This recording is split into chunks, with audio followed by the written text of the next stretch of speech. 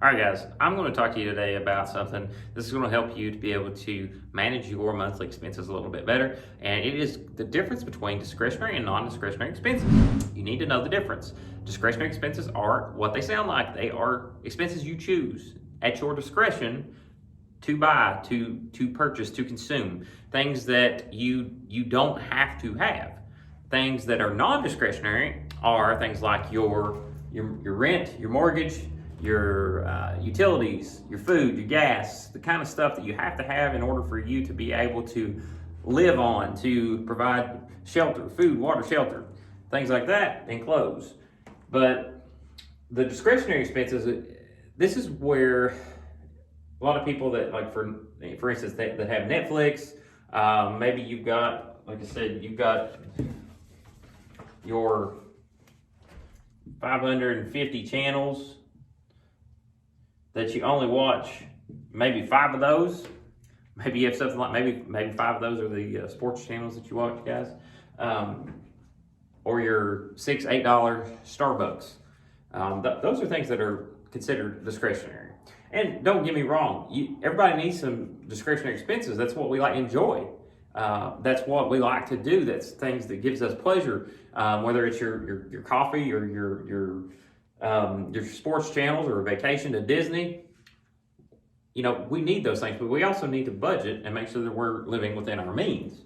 So what you need to do is, if you are trying to figure out a way to cut some costs in your monthly budget, you need to go through, whether it's your credit card statement or your bank account or both of them, whichever you use. If you use both of them, that's what I do. I use basically my credit card to pay for most of my monthly bills. My checking account just has some of the bigger fixed costs that come out, like my mortgage and insurance.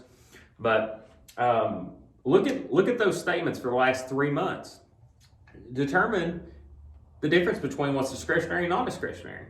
And if you will start categorizing your discretionary as the most important things to the least important, you can start cutting some of those out. And you'd be surprised, guys. You would be surprised how many people put stuff on these monthly subscriptions, $5, $10, $15, $20.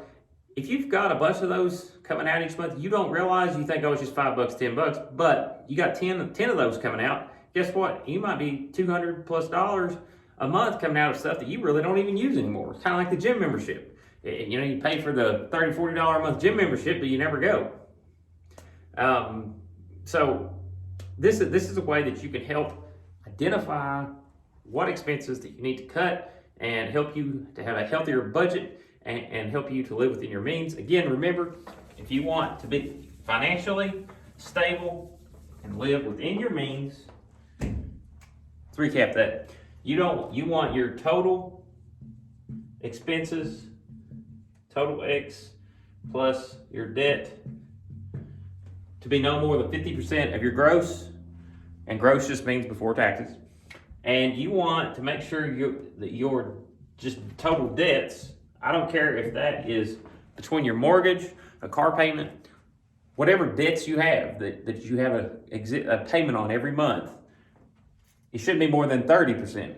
If you can do that right there, you can live within your means and you can withstand any kind of financial hardship that may come upon you. Say you own a home and say your water heater goes out. That's $1,000 easy. Plus you got to have somebody to pay to come and put it in. So you might be out $1,500, $2,000. Guess what? You should have plenty to take care of that if you live within your means like this. But that's what a lot of people don't take into consideration, especially homeowners, people that want to be homeowners.